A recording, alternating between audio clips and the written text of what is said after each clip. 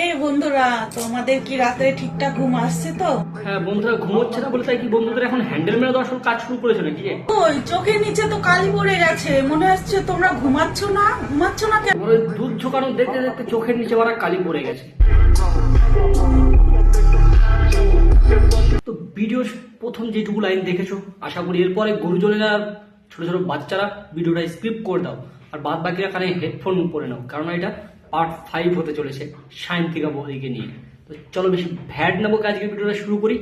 Let's start. Loco, tu mujer una perra, una diabla. Mira cómo me ladra y me dice: Loco, tu mujer.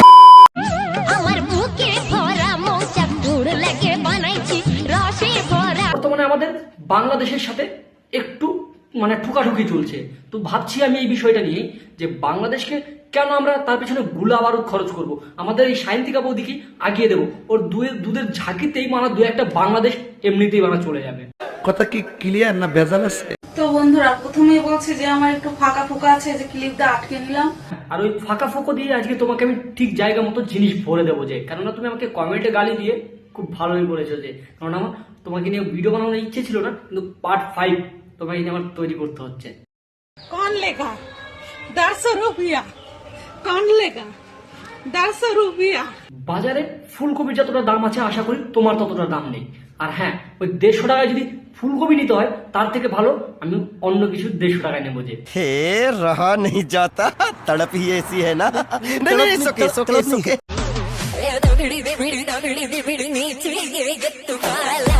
যদি আজকে এইটাই বোঝাতে চাইছে যে শুধু দুধ ঝোকালে হয় না, তার সাথে সাথে অন্য কিছু ঝোকাতে হয়। যে তো বলো তো বন্ধুরা, এটা কি চিনতে পারছো? দেখো তো। হ্যাঁ, ওটা হচ্ছে গাজর, আর যেটা মানুষ তোমাকে কমেন্ট বক্সে ভরে দেয়, যে আর যেটা তুমি অন্য জায়গায় নাও। যে তুমি কি পড়েছো এটা? হ্যাঁ, কি এটা? এটা তো সেই আলুর বস্তা। যাদের কন্টেন্টের নামে ছ্যাবলামো থাকবে, তারা আলুর বস্তা, কখনো ব্র্যা, কখনো অন্য কিছু, এগুলোই পরে বেড়াবে। हाँ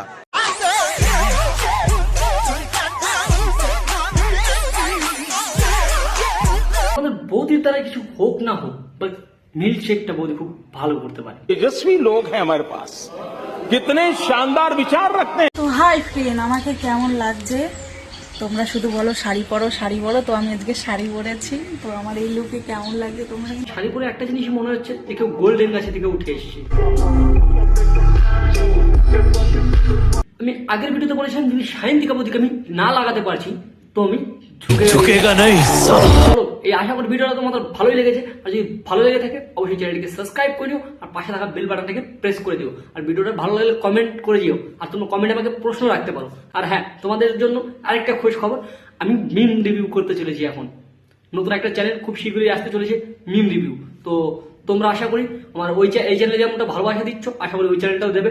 তো আমি আসলে পরে অবশ্যই তোমাদেরকে নিউজ দিয়ে দেবো। তো চলো, দেখা হচ্ছে পরবর্তী কোনো ভিডিওতে। ততক্ষণ বাই, সুস্থ থেকো, ভালো থেকো, আর আমার সাথে জুড়ে থেকো।